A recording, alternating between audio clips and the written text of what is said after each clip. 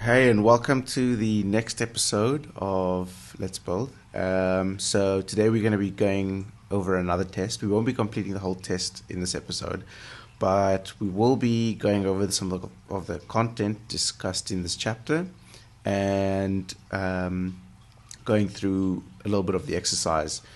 And I will be showing you some of the results of that exercise in the following chapter. So this chapter that we are currently going through now is called the shark bait test. And what this is meant to do is simulate a situation where you are speaking to Shark Tank advisors, or the Shark Tank room, and you walk in. It's between seasons, and you see Kevin O'Leary, and he asks you a question, and this isn't the part where you are in Shark Tank actually pitching. This is more a part of this refining process that we're doing early on in this part of the book, where we are discovering more about ourselves. And as per the previous exercises, if there are any serious red flags that come up with this, we know, hey, maybe perhaps this particular line of business or this particular product or this idea isn't necessarily the one that best aligns with who we are. If we're trying to build something that is extremely inconsistent with who we are or what we want, I think we're quite likely to hit roadblocks and failures, and it will require quite a lot of thinking. If you are extremely focused or motivated to do this particular thing, you're really going to have to figure out how you're going to do that if there are some serious parts of you that don't really align with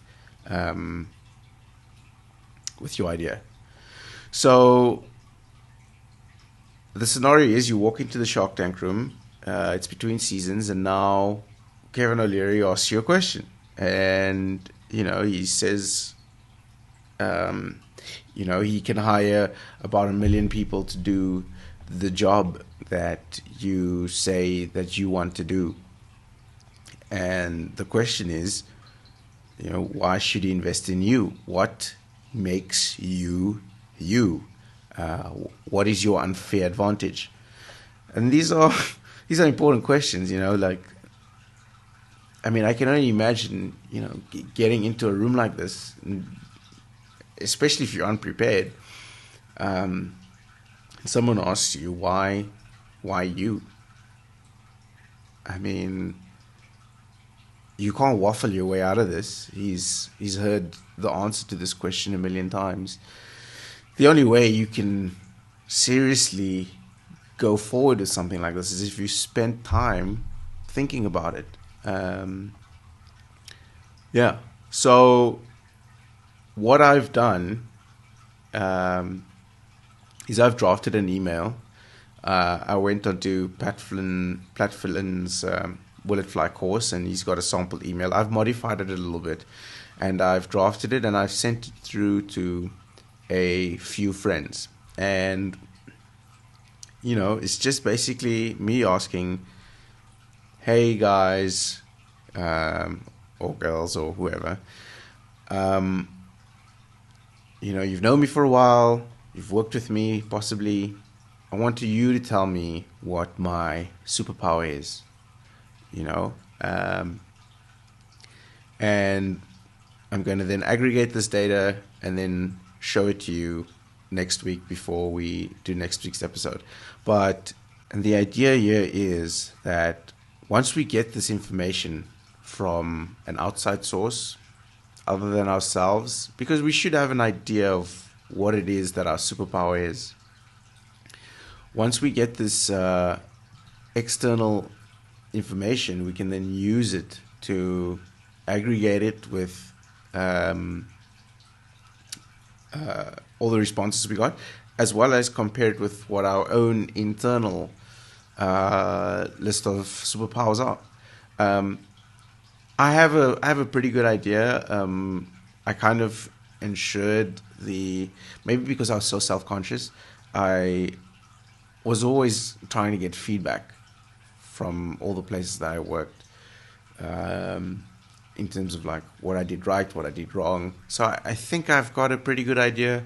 Plus, I kind of accidentally did this exercise on my own last year. I went through a little bit of a slump, and I just decided to, make my own internal list of what I thought my superpowers were.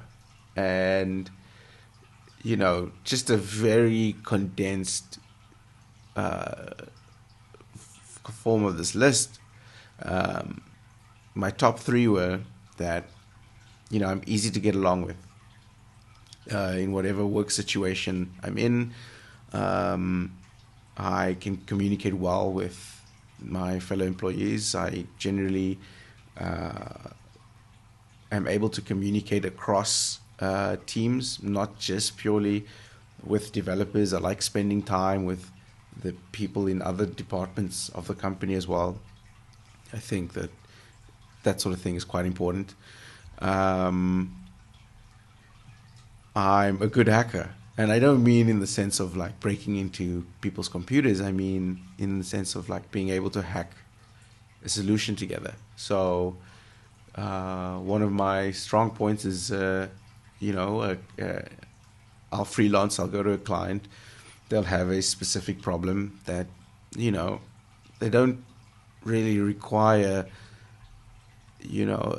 a super over-engineered solution. They just need something quick and dirty that sort of aligns with their budget and the outcomes that they would like to have with a solution. So in this sense, it's very useful to be able to have quite a broad depth of knowledge and skills to be able to sort of just not really duct tape a solution together, but something a little bit in between a very duct tape and a robust solution that the client can quickly deploy and use to solve their problems as quickly as possible. So I'm very good at that, and I think I've shown my skills in that department time and time again. And then lastly is that I can learn almost anything, and it took me quite a long time to acknowledge this, but I realized that by working in all these domains that I have over the past few years, whether it's been gaming or image recognition or doing some machine learning, all I need to do to solve a particular problem I want is, pick up a book and read up about it. I didn't really do a lot of the more advanced mathematics at university, and I always felt that this held me back. And maybe it has in the way that I was able to visualize certain problems and think about understanding them. But as I, started working in more advanced fields of computing or solving advanced problems in particular domains, I sort of realized that no, I'm able to learn whatever math is required on the job. I've worked in transport, in finance, in gaming, solving biomedical problems across the spectrum. So it has taught me to be more confident in my own abilities and realize that even if I don't know something about a particular problem, what I do know about myself is that I can find out about it and not be afraid of the sort of mountain of knowledge that you have to climb to be able to get any clarity or breakthroughs in solving the problems in those domains. So yeah, I think that those are my superpowers. I'm quite happy that I sort of did this exercise a few months ago. But I'm very interested to see, after I get the responses back from my emails, to see what other people think my superpowers are. and maybe I might be very far off, but I think I've pretty much I'm pretty much on track here.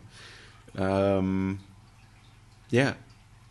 So that's gonna be it. It's a nice short episode today, but I do look forward to sharing my responses with you in the next one. Thank you.